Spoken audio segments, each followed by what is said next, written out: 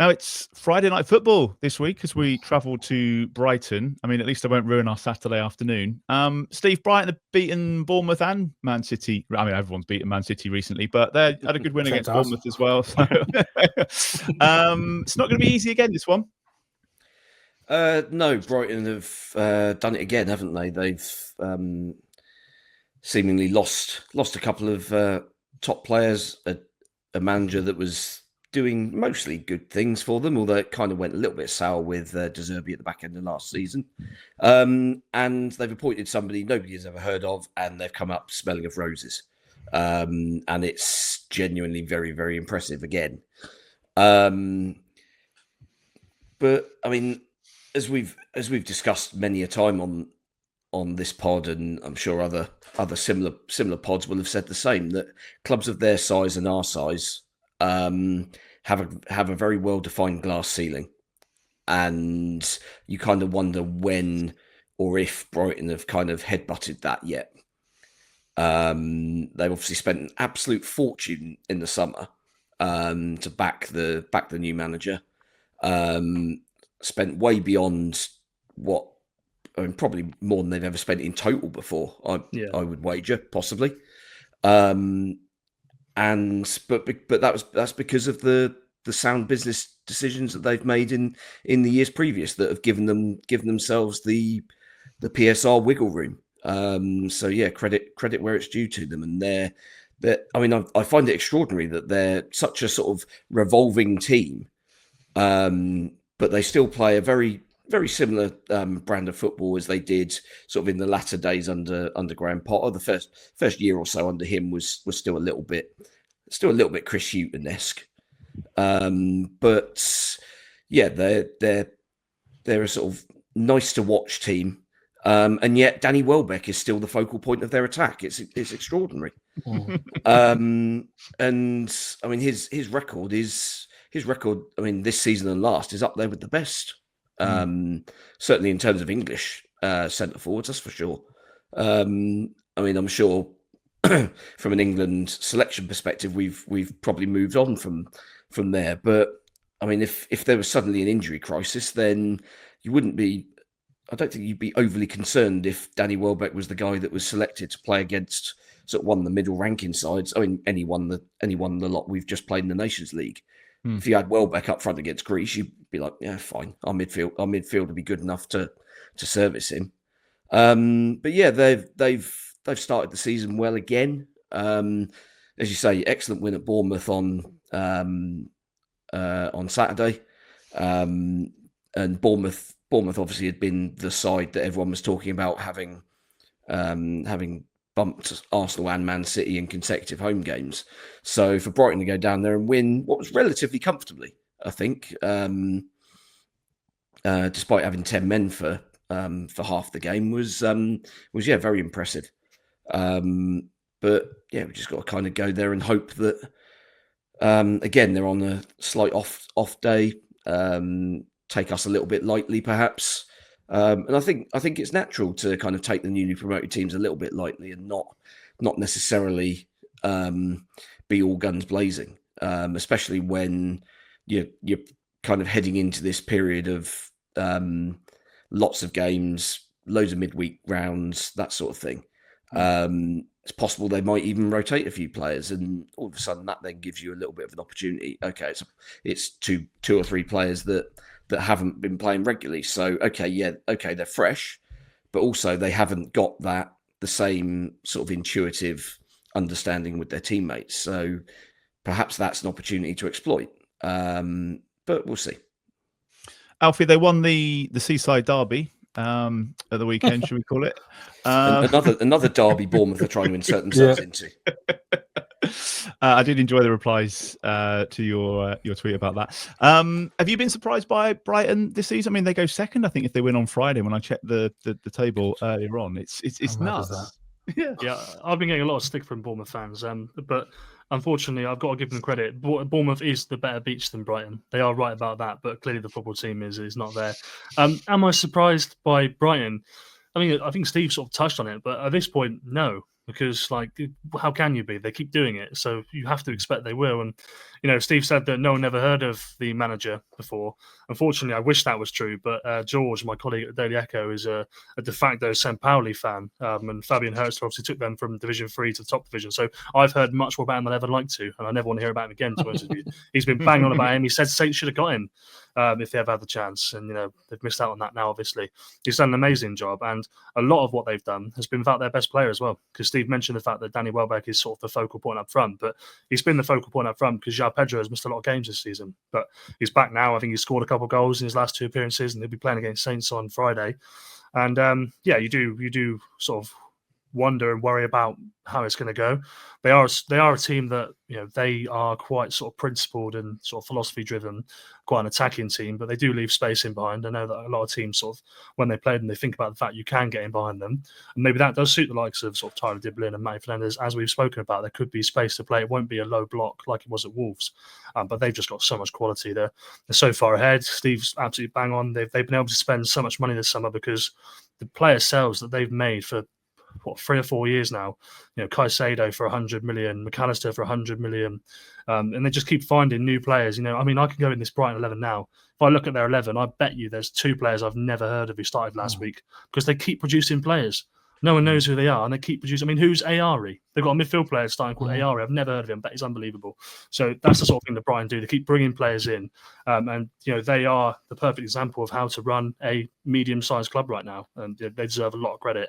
There is obviously the emotional attachment for Russell Martin. He's I suppose a Brighton fan by birth. Probably sees himself as managing Brighton at some point in his career. Obviously tried to play for the football team, ended up coming through non-league in the area.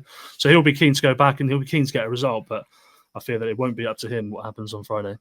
Does George know any other foreign managers that fancy a crack at the Premier League? Yeah, we're building a list as we speak, but not the time yet. Heard this Klopp guy might be half decent. He's getting paid a lot to what is it? What's he doing now? Running Red Bull. Red Bull, yeah. Yeah, very fishy that. Very fishy. I agree. It's a really interesting point, though, Tom. If you think about where Brighton are, it's kind of where we were a few years ago, or where we want to be, because the comparisons were always, similar to Southampton and Brighton. You get the best players, and they get picked off, and they go to the other teams. But Brighton seem to have weathered that storm, and as Alfie says, they've done really well to get some good value money and bring some players through. So there is that kind of aspiration about that's where we should be, and that irks me a little bit. Yeah, I'm absolutely with you there, Martin. It's tricky not to be a bit envious, isn't it? And look wistfully, you sort of think, the Cortese sort of plucking Pochettino from nowhere, where but when we didn't expect it, and the kind of some of the players we kind of unearthed and things that didn't seem to be on other people's radar, sort of had all the hallmarks, didn't it? And that kind of 15-16 season, which was probably the best I've had. I think that's the right season as a Saints fan. Just we had such an impressive team. It felt like that was the summer, wasn't it? That was maybe the opportunity to take it to the next stage, and of course it didn't happen. But I guess there's no use looking back too much. I mean, yeah, they are so impressive. I mean, I guess Rutter they spent big money on too, didn't they? And I thought he did absolutely nothing against us at Wembley. I thought, but so I won't mind if he has that kind of non-impact again. But I think every time I see them, I cover a few Brighton games a season generally, and there's been players I've seen before. I noted down here sort of Belieber, Adingra. The first time I saw them, and I thought I'm not too sure about that. They look very raw, and then you go back and see them sort of 6 months later. I mean, I think even Caicedo was a bit like that, and they're really, really good players, and there's something in their scouting is working very, very well. Solly March, I'm sure most Brighton fans would say, is another kind of huge player for them that they haven't had for ages as well. So you're absolutely right, Alfie, when you just say they keep unearthing them all the time. And I guess, O'Reilly is an interesting one, isn't it? I think he's fit and playing again now, isn't he? And he was clearly our kind of number one target in that position. Yeah. We know what normally happens against Saints when, there's a sort of player link like that, don't we? So, get your mortgage on him. Yeah, absolutely.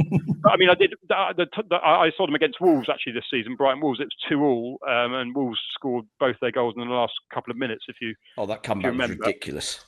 Absolutely, yeah. And it did sort of make me think, that there is vulnerability there. I mean, we should feel we can get something against them. I think I don't see why not. I definitely think we should feel we can cause them problems, because all that game I felt Wolves looked like they definitely could cause them problems. And Brighton was sort of, I suppose, really unprofessional in the way they threw the game away. It's the kind of thing we'd be raging about, some of the substitutions and the sort of, silly decisions in sort of dangerous areas. So, there's a reason for some hope there. It's a difficult fixture, of course it is, but I don't know. I'm sort of nothing to lose now. Really, it feels like let's try and not get that record that you've mentioned a few times, Martin. And why not starting on Friday?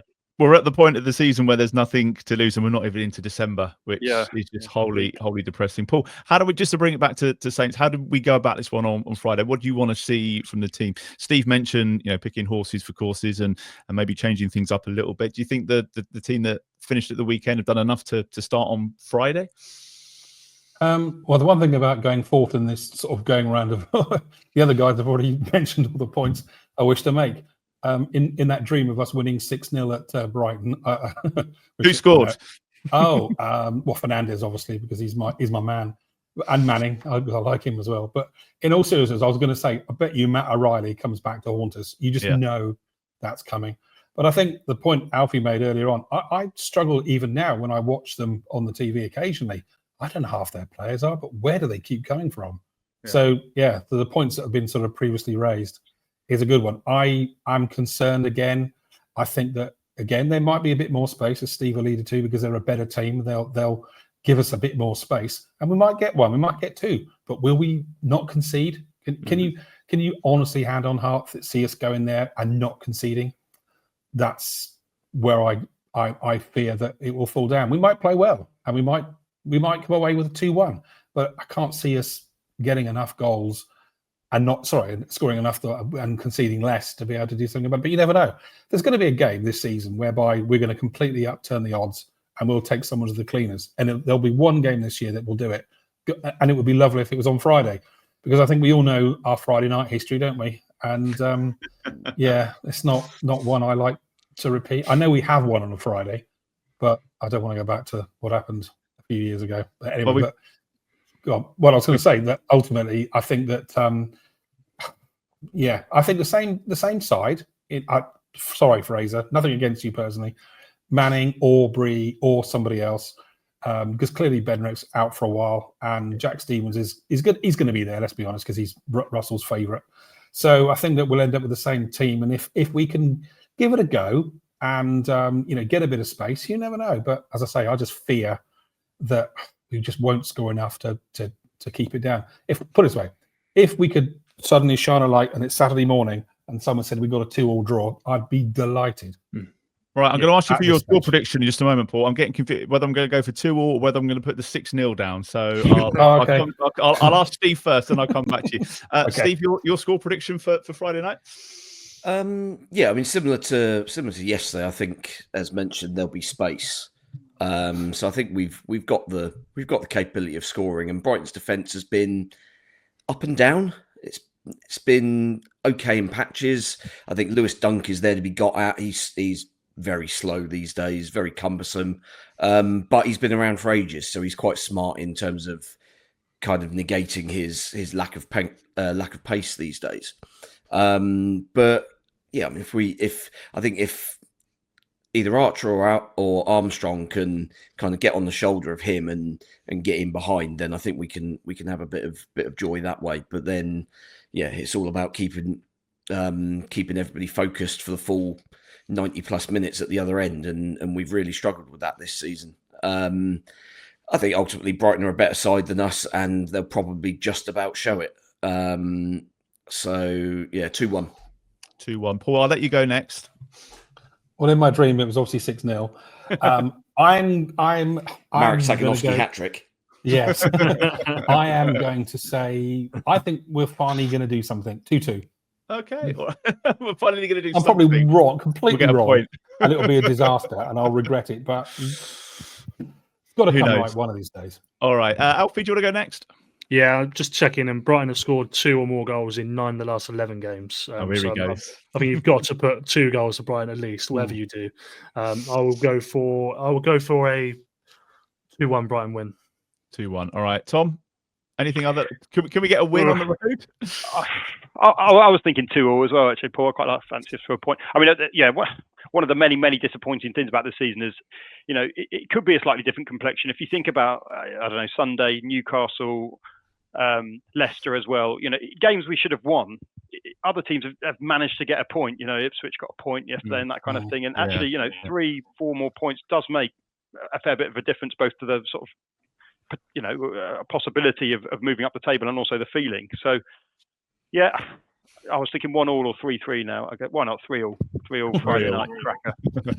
I think we'll probably be 3-0 up though with 10 minutes to go or something.